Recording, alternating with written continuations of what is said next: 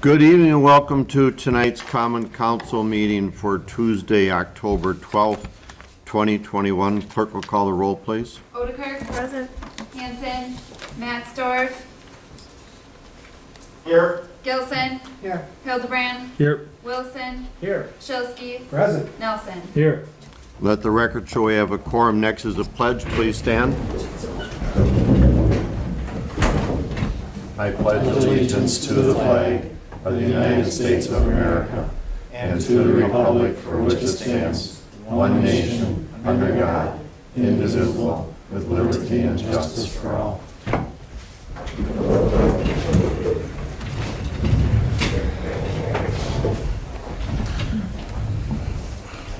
Next item on the agenda is the approval of the consent agenda. The chair will entertain a motion.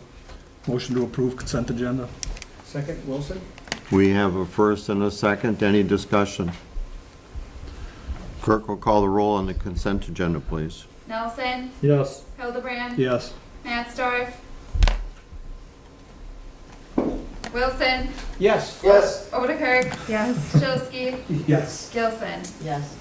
Motion carried. Thank you. Next item is item number 4, introduction of our new fire chief. I'll call on our police chief, Jeff Tauschek, for the introductions. Chief? Thank you, Mayor. It's my pleasure tonight to introduce the Plymouth Fire Chief, Ryan Paffer. Ryan started with us last week Tuesday. I will have Ryan share his background with the council to give you a little background and his experience with things. Hi, thanks for the opportunity to be the fire chief for the city of Plymouth. My background includes 10 years working for the Department of Military Affairs as a firefighter and a captain at Madison, Wisconsin at 115th Air National Guard Base. Pretty much protecting aircraft and the community down there. I've also spent the last 10 years as a volunteer in Kiel and then also in the Holstein prior to that.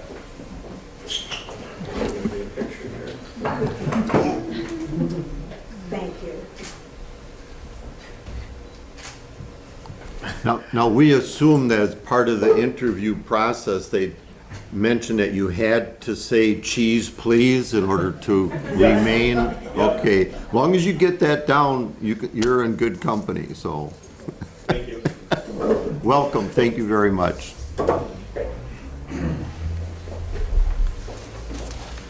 And you don't have to stay all night if you don't want to. Next item is the audience portion where we ask people to sign in and be recognized by the chair. That's where you do the talking and we do the listening. Tonight, we have several people that signed in. As in the past, if you want to, you can stand where you are, speak with your outside voice, or come up front, and we have speakers in the ceilings to pick you up. The first one is Julia Griffin. Did I do that right? Yes. Yes, thank you. So, good evening. I did send some information to each of you last month, and I appreciate the time that you've taken to read it. There are some key points that I would like to refresh for everyone with the upcoming voting in regards to the rezoning, as well as ideally to have them on record as topics to be taken into consideration. So the first topic is in regards to the Planning Commission made a recommendation to each of you without a complete application of provided by the owner of Turner Hall. Some key elements were omitted but overlooked and pushed through nevertheless. Principal uses of neighboring properties. I feel like that was one of the most important things that was overlooked. There aren't any other businesses. While there might be some B2 zoned lots, none of them are being used for anything but residential until you get about a block away.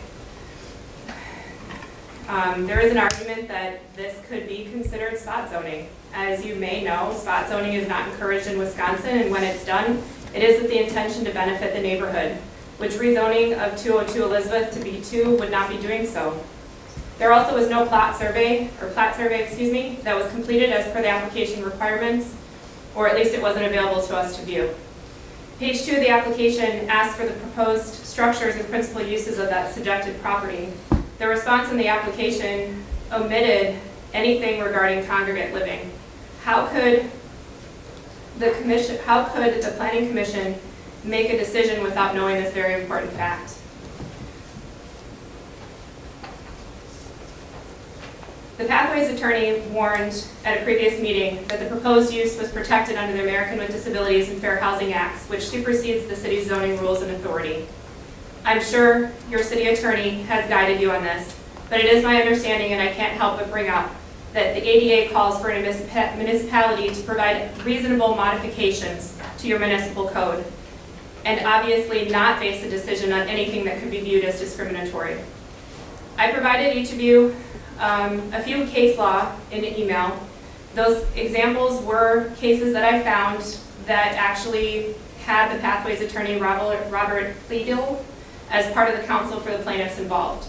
The common theme of these cases is that the issues pertaining to a conditional use permit, discrimination, existing B2 changes, but there was nothing of rezoning or rezoning to accommodate a tenant at that.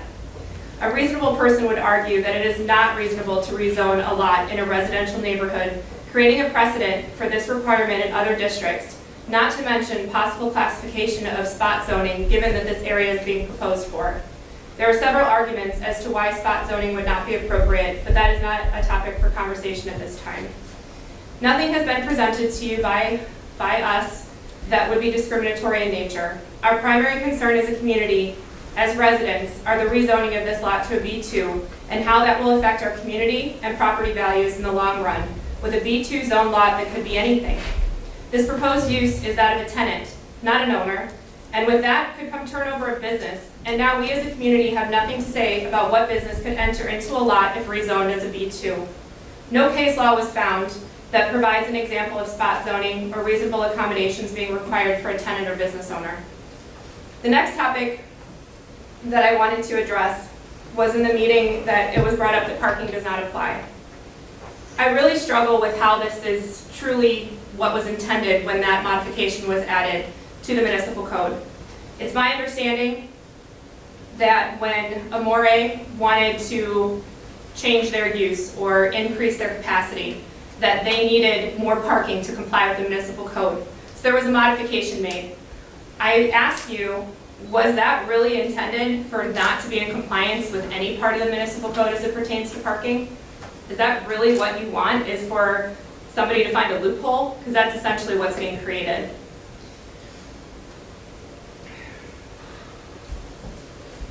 I do think that, or we as a community ask that the city council should question this part of zoning as it pertains to future potential issues because of the existence, while it's considering the city staff recommendation to repeal the provision pertaining to the conflict of the residents' petition and recommendation of the planning commission, as is a current issue with needing a supermajority in either direction on this rezoning. I'm not a lawyer. I'm an average citizen who is concerned about a community that we grew up in, concerned about how rezoning of a B2 can change the dynamics of a quiet community. If not this business to cause that change, but the next or the one after that, or the uncertainty of what's to come and how that could affect the property values of a hardworking middle-class family community. If I understand there are ways that we can accomplish this goal, whether it be a different location, I do think that those facilities are needed, but again, this is more about the R2 and a B2. We as a community are prepared to file any necessary appeals should a decision to rezone be made. And I hope that that's all the further that would need to go. On a separate note, when council is reviewing the recommendation of city staff to revise the city municipal code 13-1-93 regarding protest and how it creates conflict with the recommendation of the planning commission, we strongly suggest not taking away the voice of the people. This is a First Amendment constitutional right to petition any government. The city council, our elected officials, the voice of their constituents, should have more power to create change than that of an unelected planning commission who is making recommendations for a community that is not truly their backyard. While reviewing that part of the code, the community also asks that section 13-1-92G parking requirements also be reviewed and amended. It is my understanding that this modification was done to accommodate that expansion as previously mentioned of Amore due to the capacity. Perhaps it should be added to clarify that this applies as long as the prior zone requirements have been met. In conclusion, please vote no to the rezoning of 202 Elizabeth Street to B2 and hold yourself accountable to enforce the municipal code and Wisconsin statutes that we, the current residents of Plymouth, have entrusted you to do. Thank you. Thank you. Next person that signed up is Kristen Sippel. Did I get that right? Okay, Kristen.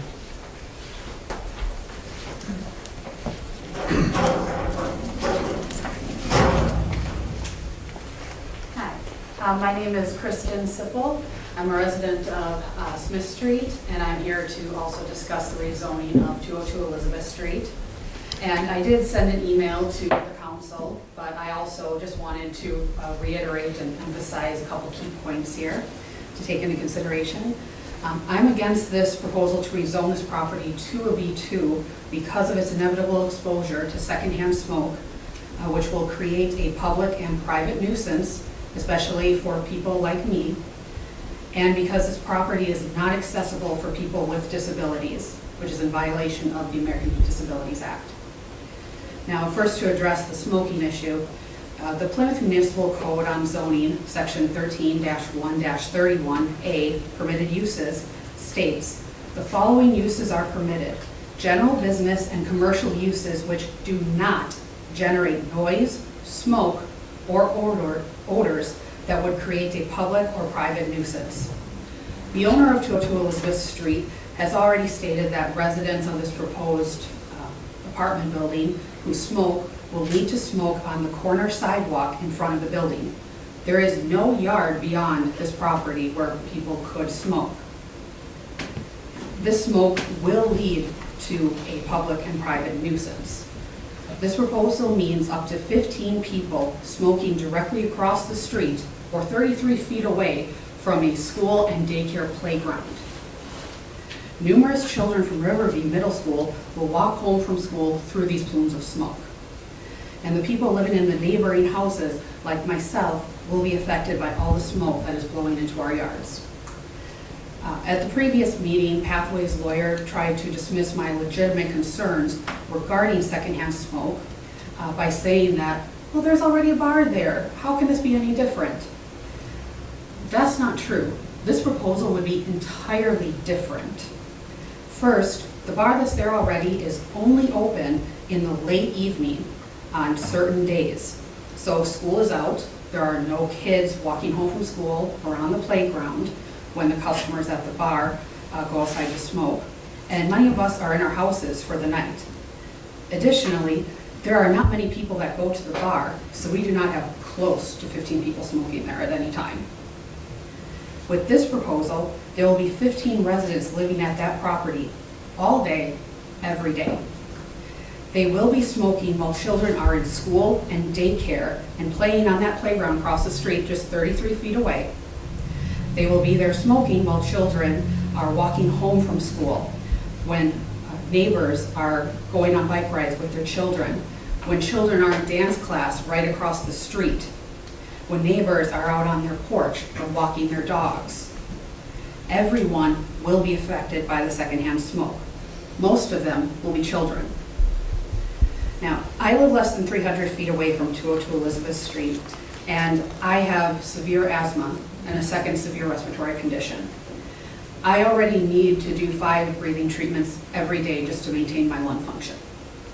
This rezoning will create an enormous public and private nuisance for me and others like me in the area who suffer from cardiac and respiratory diseases. Now, I cannot be around smoke or I will have an asthma attack. There is no question. If I smell smoke, I will have an asthma attack. I cannot even be close to someone who has smoked because the smoke is on their clothes and in their hair, and I will smell that. Now, if this property is rezoned, the residents will smoke on the sidewalk throughout the day, and I will not be able to sit on my own porch or walk to the end of my street. This will limit where I can go on my own property and where I can go in my own community.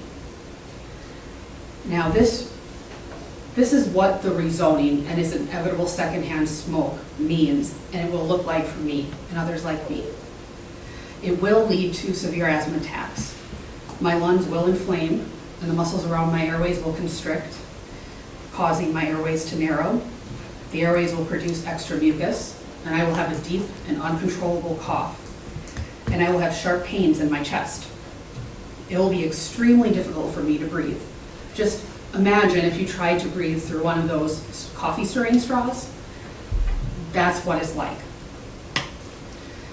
And I will need to use my nebulizer every 2 to 4 hours, multiple times a day. And I'll need to continue that for a few days. And using a nebulizer, it doesn't return my breathing to normal like it shows you in the movies. A nebulizer just eases these symptoms and makes it a little easier to breathe. But the trouble still continues. So I still need to focus on my breathing. I need to remind myself to breathe and to keep it steady so I don't hyperventilate. And the nebulizer itself has its own side effects. It causes me to shake, to be unsteady and dizzy and lightheaded. Because of this, I have to be careful when I walk after using it, so I spend most of the time sitting down. Holding things is also difficult because my hands are shaking, so I'm limited in what I can do after I've used my rescue nebulizer. And that pain in my chest that I mentioned from the harsh coughing and the inflammation and the constriction, that lasts for days. When one of these attacks is more severe, I need to go to urgent care or the emergency room for additional breathing treatments and for shots of steroids in my hip to open my lungs. Now, I believe this constitutes and in fact surpasses a nuisance. Further, the Americans with Disabilities Act does provide protection against exposure to secondhand smoke for people like me who have certain severe conditions and are substantially limited by secondhand smoke. So this ADA does protect me as well as all the children who are legally required to be there for school, who also have diseases such as asthma or other respiratory problems. And the second issue I wanted to highlight is accessibility to this building and whether or not it complies with the Americans with Disabilities Act. So for a business to reside at 202 Elizabeth Street, this property is required to be accessible to people with disabilities under the ADA. It is illegal to make that property into housing that would need to exclude people due to their disability because there's no way for them to enter the property. The ADA requires at least one route that does not require any stairs. The only way to the second floor, which is where these proposed apartment or living facilities would be, is by a flight of stairs. Theoretically, an elevator could be installed. However, the age and lack of upkeep on this property makes that less of a possibility. Additionally, there is no entrance into the building, even to the main floor, that is ADA accessible. The ADA requires at least one route that is stable, firm, and slip resistant. Now, in the email, I attached some pictures of the building showing you that this is not the case. So the sidewalk outside of this building is uneven, cracked in numerous places with pieces missing out of the sidewalk. And there is always gravel from the road and from the neighboring gravel driveway along that sidewalk. So the entire area out front of this entrance is not stable, firm, nor slip resistant. There is a ramp to the building, however, it is not up to ADA standards, and a person in a wheelchair could not possibly enter the building for a few reasons. The ADA requires landings of a ramp to be level and measure 60 inches by 60 inches so that a wheelchair can get through there and make the turn. Now, the first landing on the ramp that is there measures only 48 inches by 100 inches, and the second landing is 46 inches by 54 inches. So that second landing, it isn't a square. Those are the measurements at the beginning of it, and it gets narrower and narrower as you get closer to the door. So it's even less of an area for people to be able to get through. Now, there has been no upkeep on this ramp since it was constructed. So many of those boards are warped and bulging up, and the nails are sticking out. And there's pile of debris that have fallen off of the building onto the ramp. Even if a small wheelchair were able to get up that ramp and make it through those narrow turns, there is a step at the top of the ramp in order to get into the building. So no one in a wheelchair could possibly enter this building. The ADA also requires businesses to have a certain number of accessible parking spaces. At least one of those must be accessible for a van. Such a space must measure at least 11 feet by 5 plus a 5-foot aisle access, or 16 feet. That would literally take up half of our 33-foot street. And that is a street where there is already a bus stop. So by ADA standards, this is not stable or firm or slip resistant, and there is no parking and no way for someone to enter the building as it stands. And I also just wanted to mention that at the previous meeting, we had a lot of people speak against this rezoning. And all of those people are the people who live in this neighborhood, which is a residential neighborhood and a family neighborhood, which we spoke of. Many people lived in these buildings for decades, and we all know each other. So this is not in the spirit of what this community is. And all those people who spoke up against this rezoning, they are the ones who will be affected by this. And they are your constituents who you have sworn to serve, who vote. Thank you. Thank you. Next person is Deborah Rizzi. Did I say that right? Reside. Rizzi. My apology. Okay, I don't have anything down that to read off of. But while she was speaking about her asthma, I also have asthma. And I had all I could do not to cry because people don't understand when you can't breathe proper. There was one time when I got a severe infection, and I was lucky if I had 3 hours of sleep in 7 days. I was afraid to fall asleep because when I would wake up, I couldn't freaking breathe, and it scared the living hell out of me. So I forced myself to stay awake. I had my own nebulizer. I, like her, cannot handle cigarette smoke. I cannot handle perfumes. I cannot handle a lot of cleansers. I have lived next to Turner Hall for 25 years, and I felt safe, but I'm not sure I'd feel safe to live there. I don't know if I should say this, but a family member of ours had her apartment broken into. She was beaten.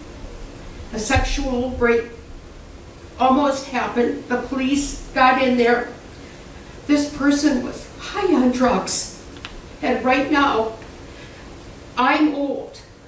And I've been disabled. I've been out of work. I was forced into early retirement.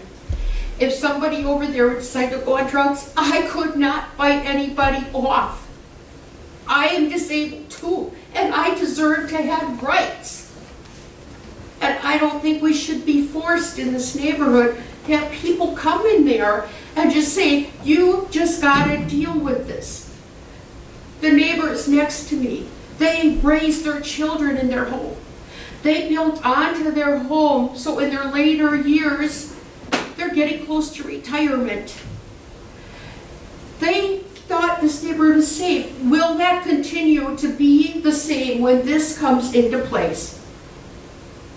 I have had my life upheavaled from people drinking. I had to go to Al-Anon meetings because I was traumatized. And these are normally good people, that when they got drinking out of whack, they went sideways. And I still suffer some of the things from that. And just, that is way too close for me right now. Just way too close. That happened to that family member. She's suffering post-traumatic stress syndrome.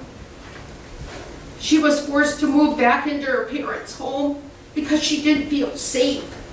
When she finally got in one, she's got security things set up on every window, and she lives in a secure building, and she's only a minute from her parents. She can hardly sleep. This happened back in March. This is nothing to fool with. People that do these things cannot be trusted.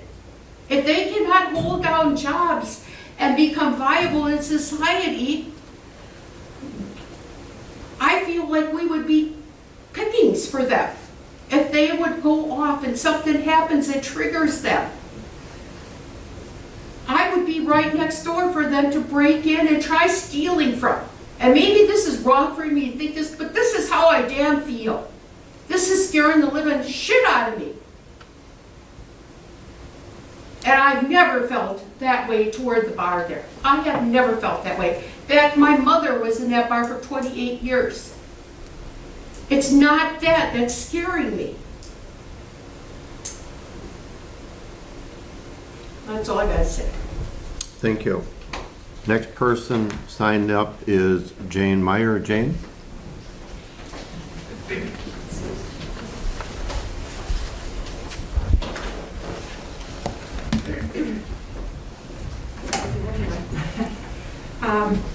Good evening, I'm Jane Meyer. Take your mask off. Oh, yeah, sorry. I'm a taxpayer, a 20-plus year homeowner that lives less than 50 feet from Turner Hall. I call on the Common Council to please remember that you have been entrusted by the residents of this neighborhood, some having lived in this neighborhood more than 20 years, as well as the residents and homeowners of the entire city of Plymouth. As per the municipal code for Plymouth, Wisconsin, which states in chapter 13:1-3, the general purpose of the zoning code of the city of Plymouth is to promote the comfort, health, safety, morals, prosperity, aesthetics, and general welfare of the people of the city of Plymouth, Wisconsin.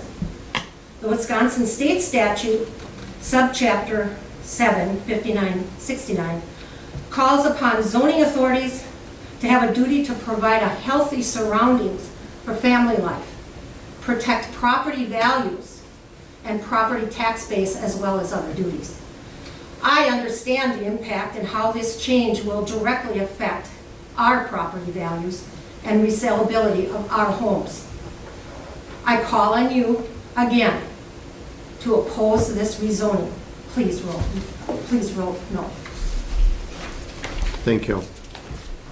As always, we appreciate people coming in and talking to the council, addressing issues that are of concern. Moving on to item 6 is not needed tonight. No items were removed from the consent agenda. Moving on to item 7, resolution 7A. Resolution number 10 of 2021, resolution authorizing city clerk to submit amended voting ward plan to county clerk. I'll ask our city clerk, Anna Voigt, for a explanation, summary, however you want to put that, and then we'll entertain a motion for discussion. Thank you, Mayor. So the county sent me in September a tentative supervisory redistricting plan. The county needs municipalities to provide proposed ward changes by October 19th. So tonight we're asking you to approve proposed ward changes. And then later on November 9th, you'll see an ordinance to reflect those ward changes. To kind of go over a few things, there's 2 supervisory county districts. There's 16 and 17. So 16 is on the northern half of the city, and that's District 1 and District 2. And then there's Supervisory District 17, which is District 3 and 4. And then of those districts, there's 3 wards in every district, so there's 12 wards. When redistricting, I looked at the wards and the populations in the wards. The wards can be of population from 300 to 1,000, and they have to be in those populations. All of them were within that population except for Ward 12, which is down in the southern half of the city, which is where Greystone has been developed. So that was the cause for the population. So what we've done is taken some from Ward 12 and moved it to Ward 11 to better reflect the population. So that's what we have. Okay, Are thank there any you. questions? The chair will entertain a motion so we can discuss. So moved to authorize the adjustment of wards for the city of Plymouth. Second. Overker. We have a first and a second. Any discussion, any questions of our city clerk and the methodology that was employed to arrive at the equalization as required under the county mapping and population census report? I think Anna, you did an excellent job. Thank you. Just one comment. You notice the size of the wards is substantially different. And Anna said it correctly. It's population that determines the district, not the land mass, the size. And we have a lot of industrial property out on the southeast side. So you can see that that's substantially larger in land mass, but it's population that counts. And so all the city is staying the same except a one block area, or? Yeah, Jordan is kind of highlighting it. It's kind of, yep, all of that. Okay. So it If you used to can see be, it. the orange 11 ward used to be on this north-south line of Highway 67. But that was on the small side for ward sizes. And then this all west of there used to be Ward 12. So they shifted Ward 11 to include this quadrant, to increase 11 and give some wiggle room for 12 to grow into the future. Okay, good. So it's a pretty simple shift. It only affected part of the city and basically one aldermanic district boundary line, but within the boundary line. Yes. Okay. A lot of complicated answers there, but equalization is the secret to how it's done, and it did not affect our 16 and 17, which is our supervisory districts.